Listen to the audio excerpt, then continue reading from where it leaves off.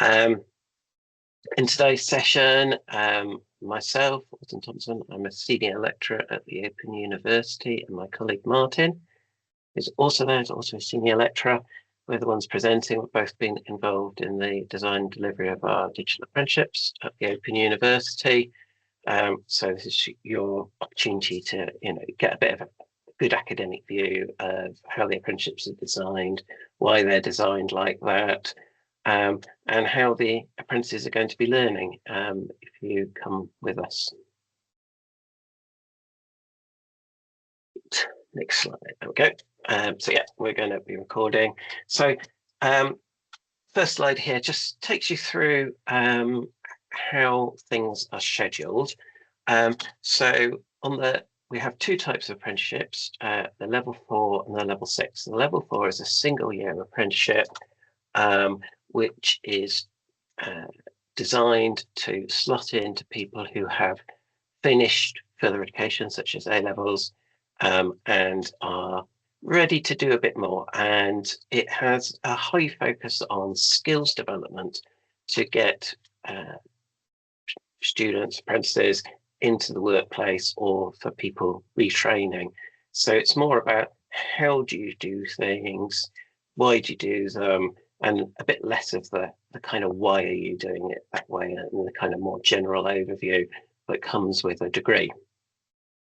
Our apprenticeships all start in October, and this diagram that we have on the screen is sometimes viewed as confusing because we label our months A to L during the year. So J there is our start, and that is October. And the apprentices start with two modules: Digital Foundations, which is a taught module where the apprentices learn those skills. That finishes off June, I think, in F, where they do a final assessment there. And that's basically where we do all the teaching, where we provide the information to them. The other half of the teaching is the digital work-based practice 1, and that is meant to represent the learning that the apprentices do in the workplace with you. So they're getting rewarded not just for the time, the off-the-job time, but also for their on-the-job time. And it's important, therefore, that the learning that they're doing in the workplace relates to the apprenticeship, as that's true for all apprenticeships. That module concludes in September, and then from October, they get an OU qualification awarded to them, and they start on the endpoint assessment for the apprenticeship, which can take a few months to get through. And then if they want to, they have the opportunity with you to do a level 6 top up. So that's take it up to a degree in 2 further years. And we'll have a quick look at that in the next slide. And the reason we've given the option of the level 4 is that it's particularly suitable for employers or apprentices that don't want the longer term commitment of apprenticeship. So if it's an apprentice who's coming on board that as an employer you want to get doing the work quickly, then this gives you that real opportunity to get them established in the workplace using the level 4. And then at some point in the future, it doesn't have to be straight away, they can do 2 further years to get it up to a degree, if that's what they want and what you want to support them with. It's also useful for apprentices who may be more focused on just wanting to do the work. They just want to be a software developer or a network manager, and are less interested in the academic side of things, which gets picked up in the longer apprenticeship. And that is our level 6 apprenticeship. So you have a choice here. We can start an apprentice straight away on level 6. So in this case, they don't get the level 4 award. They don't get that additional qualification, but it does mean that they can complete the whole thing in 3 years. Whereas if they do the level 4, it's going to take 4 years to do the whole thing, because we have to fit in that extra bit of assessment for the end point of the level 4 in the middle there. The important thing to recognise here is, especially if you have a mix of apprentices, that they'll all be doing the same thing for that first year. So the level 4 is a common set of study. And again, that if you're an employer, I think that's really useful to know, because it means that the apprentices are learning those really useful skills first of all, so they can get on and apply them really quickly in the workplace. And then we kind of take a bit of a step back in the second year to kind of broaden things out, give them a bigger perspective. And then in the final year to really look a bit more in depth in a specialist area and bring their knowledge and skills up to what we'd see from a typical graduate. So all of those critical thinking skills really coming to play at that top level. And so you can see there the kind of layout that if they were on at level 4, they'd be doing those that first year, they'd have a gap for assessment and then in 2 more years. But if it's straight to level 6, we just play through the thing. It is worth noting at the end here, even on the level 6, it takes a little while to get everyone assessed at the end. So even though all of the study stops in terms of learning new skills earlier in the year, there's then several months of finishing a project that's needed for endpoint assessment and the endpoint assessment process. So final awards not coming through until December and January on that program as well. So there is a bit of a gap there at the end. So I'm going to pass you over to Martin here. He's going to take over and pick up the next few slides. I'm just unmute myself. I'll just start talking before doing that. So as just to build on Autumn's slides there, it's a little bit more of a granular view of the day-to-day of an apprentice would have with the Open University. The graphic on screen is just trying to really give that sort of presence of what goes into the learning for an apprentice within any educational provider. We have to make sure that the critical thing here is the engagement with the academic modules. Part of the KSB mapping is in regards to that new learning that needs to happen across the modules. That works in tandem with the workplace and doing activities such as workplace shadowing, again, sort of building new knowledge in that workplace. And the critical thing that sort of, gets not spoken about enough in this space is the reflecting on those experiences and that new learning in order to bring that into, impactful learning.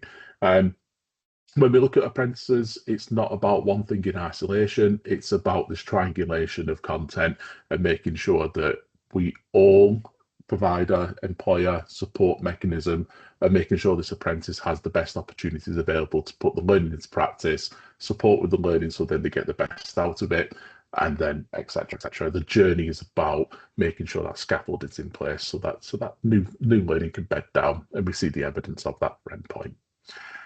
The delivery that we see at the Open University, our reputation is that we are a remote organisation. We do excel at remote learning, distance learning. So we use VLE platforms, which you can sort of see the graphic on the right-hand side there.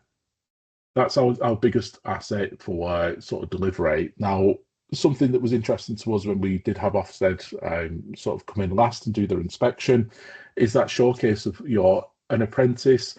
It's not a brick and mortar university. We're not asking everyone to turn up on Monday morning at 9 o'clock to come into a classroom, be taught for 3 hours and then disappear to do assessments.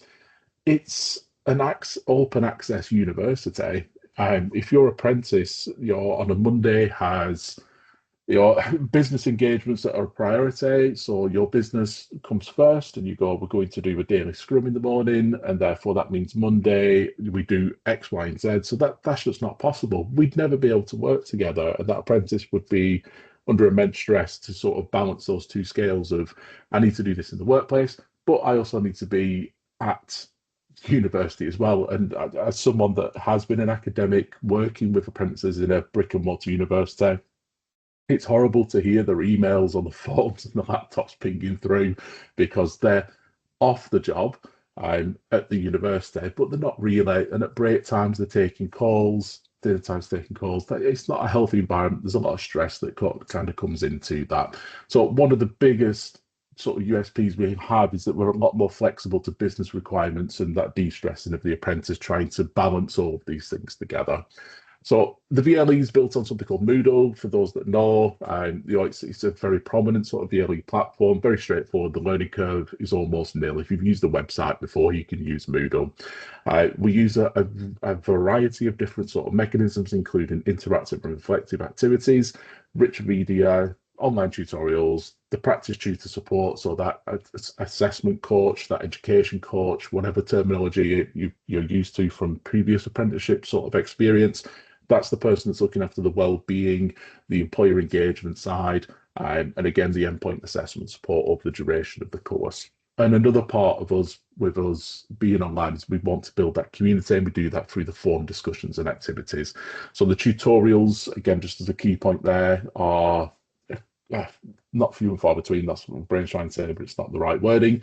A tutorial is set up, apprentices are invited to that. If a business priority takes priority, they can catch up the recording of that, and then through one-to-one support with the tutor, they can catch up on anything that they're not particularly sure of from that content.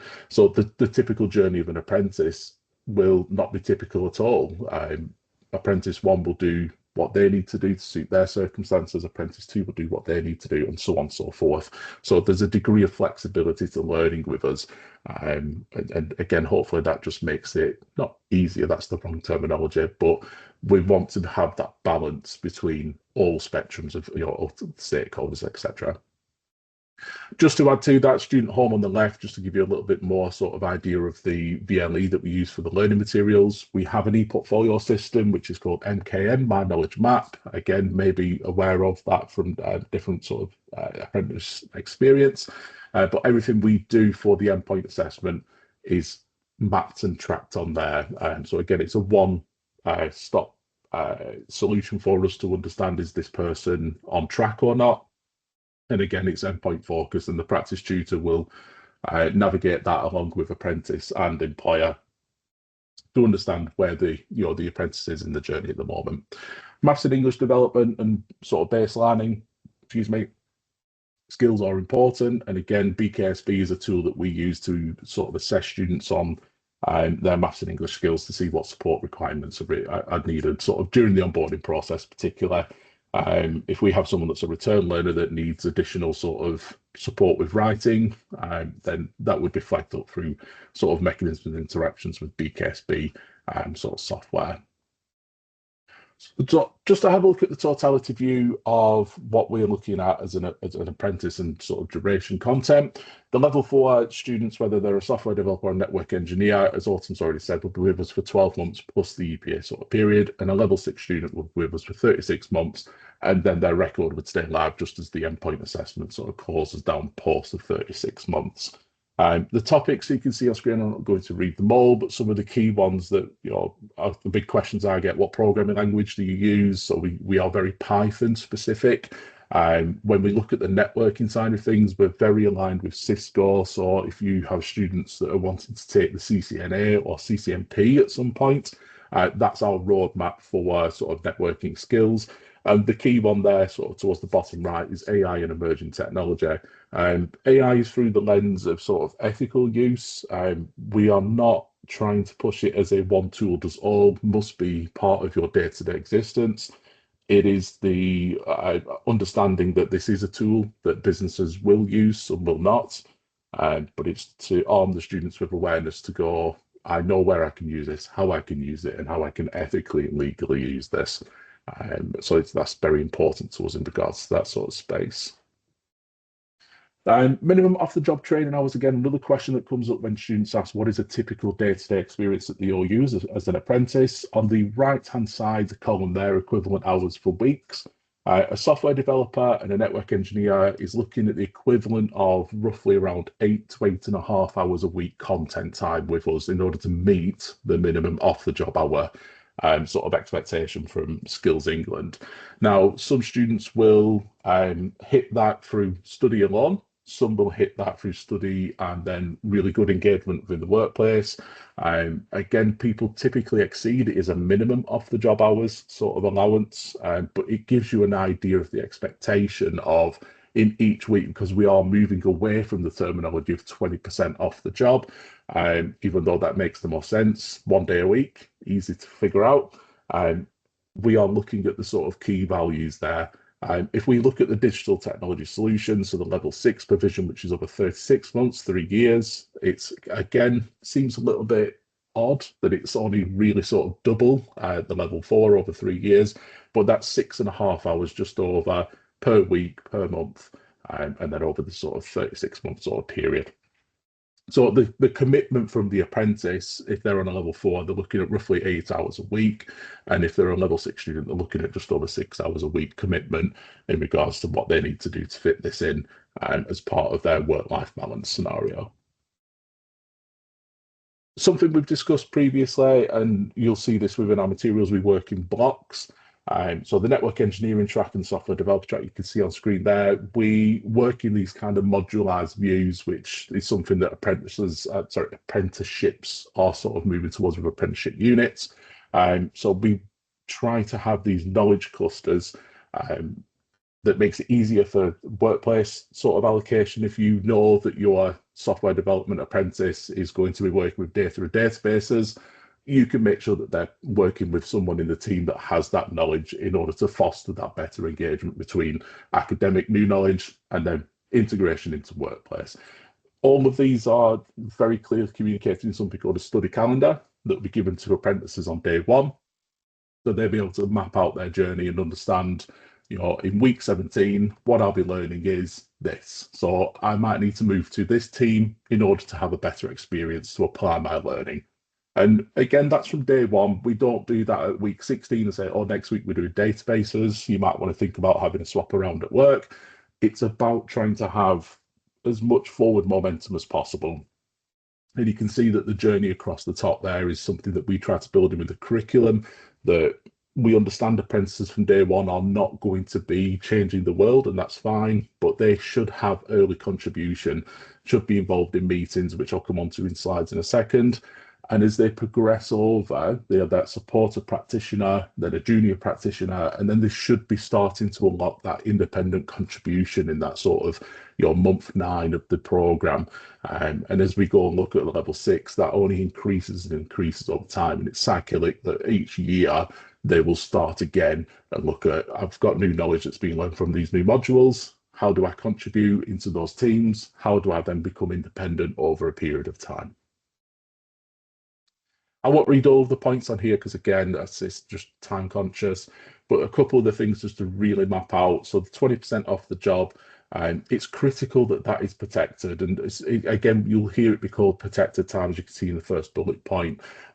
If that's not happening, that causes friction for the apprentice. And we can see that as a provider then that they're not probably performing as best as they could be in their assessments. When we meet them at the tripartite meetings, so that's the reviews we do every 12 weeks, they may sort of express that they don't feel they have enough time to do the things that are being asked of them. So that's the number one thing I've found as a friction point in apprenticeships, is just not having that protected time. And we accept that there is a little bit of shift and change.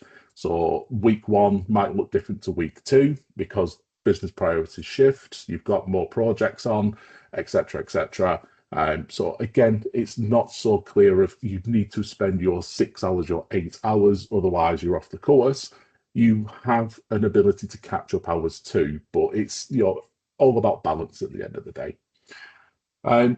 Evidence generation back to the KSBs is something, again, that has to happen in that 20% off the job. That's what the funding is for. And again, from our perspective, that's the vital thing for us to make sure this is happening in the right place at the right time.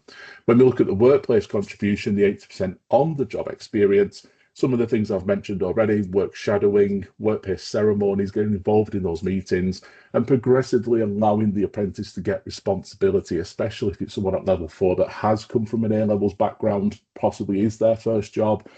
They need to kind of have that 2 feet in at some point and go, you're now responsible for this. And a colleague of mine likes to use the term of not fail safe, but safe fail.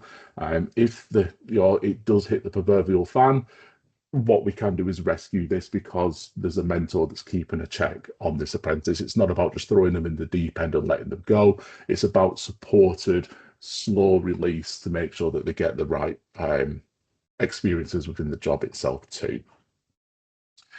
Good collaboration is key. I've mentioned that a few times over the sort of pitch here in the TPRs, the tripartite reviews. We will constantly be, as a provider, checking in with employer, checking in with apprentice, and the expectations of each will be set very early. And that's very similar to what you'll see on the screen here. Again, I won't read all of them. I'll allow people to pause the recording should they want to come back to this. But again, it's about making sure that we're all in sync with what's happening with this apprentice. If there is a lack of workplace engagement, then how do we solve that? If they're not enjoying the academic sort of provision, how do we solve that? If the apprentice has something personally going on, how do we make sure that the support in place to make sure that this isn't an impact on them as well? But again, that good collaboration is about open communication and often communication. The last slide I just want to pull people's attention to is what is the endpoint of this journey, and that is the endpoint assessment. The software developer network engineer have slightly different endpoint assessment setups that are going to change over the next few months again.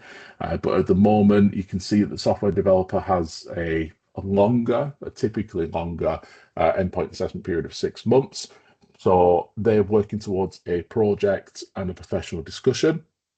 What we do as part of the academic team is make sure that the assessments that are within the modules are producing those pieces of evidence, so that when they hit the endpoint assessment, it's not new items that are having to be found. It's looking back and going, well, I did an assessment that was a project. Is there artifacts there that I can utilize in this to expedite my EPA? I've created evidence from the workplace in my portfolio over the duration of the 12 months of the course. I'm now just cherry picking the best ones that fit into my portfolio. It's not about hitting the gateway and then going, oh my God, I have to generate evidence. It's about reviewing evidence and that reflection that I spoke of a lot earlier in the sort of presentation deck. The network engineer has a different experience. So rather than a work-based project, there's a simulation. So students will generally be asked to read a scenario and then solve that, usually using software like Packet Tracer, which fits in with the Cisco sort of identity. But again, they also have a portfolio that they need to generate over the course for use in the endpoint assessment. And then when we look at the level 6 provision, we go back to a similarity with the software developer level 4, which is the generation of a project. However, now with a presentation and questionnaire segment, and again, a portfolio with professional discussion. So you can see assessment 2 is a strong thread between all of those different apprenticeships. So we are very focused on the evidence generation over time. So the modules and their assessments and the support is all about making sure that that portfolio is as strong as it can be. And the work-based module allows us to bring in scenarios that allow students to have a simulated report project, have a look at the Cisco content through the knowledge module and the work-based module. So this is not a shock to them. When they get to the endpoint, it's almost a comfortable known assessment rather than unseen assessment. And it really is about just pulling information together to go, yes, I'm confident in what I'm hitting here, which is the most important thing for us, because again, it's a high stress point, a final examination. So we want it to be as smooth as possible for that apprentice. Excellent. So with that, I will come on to the final slide. I don't know, Autumn, if there's anything you want to add to that. Sorry, kind of trundled off there. No, I think we've managed to cover everything there. It's taken a little longer than scheduled, but it was a deep dive and we could have gone a lot deeper, as is always the case. And folks in the room, we'll have an opportunity for you to ask questions and get more detail wherever you want it in a moment. For people on the recording, go to this digital hub, you'll find more information there, and you can drop us questions and so on about anything further you want to know about how this would work for you. And I think, just to flag that the kind of obvious, we teach Python and Cisco as two kind of core technologies there, but that doesn't limit what you can do in the workplace. Our goal is to teach the students the principles of programming, the principles of network engineering, so that they can then apply it in a way that's suitable in your workplace. So there's a kind of like, we'll get the basics out to them, and then they can pick it up in your workplace to learn C# or learn Juniper networks or whatever it happens to be that you're using.